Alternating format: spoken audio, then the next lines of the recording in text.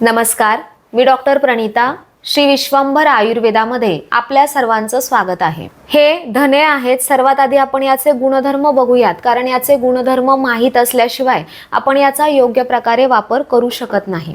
तर याची जर चव बघितली तर ती तुरट, कडू, गोड, थोडीशी तिखट अशी लागते आणि हे उष्ण स्वभावाचे असतात. बऱ्याच लोकांना असं वाटतं की धने हे थंड असतात, पण असं नाही. हे उष्ण गुणाचे आहेत.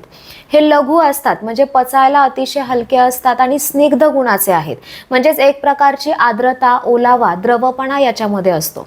या सगळ्या गुणधर्मांवरूनच धने हे त्रिदोष शामक आहेत. म्हणजेच वात, पित्त, कफ वाढून जर काही आजार होत असतील तर त्या ठिकाणी तुम्ही धण्याचा निश्चितच वापर करू शकता. धण्याची लागवड संपूर्ण भारतात होते, त्याच्यामुळे हे आपल्याला अगदी कुठेही कधीही इझिली अवेलेबल होऊ शकतात. त्याच्यामुळे जर याचे आपल्याला औषधी उपयोग माहीत असतील तर आपण घरच्या घरी धण्याचा औषध म्हणून वापर करू शकतो.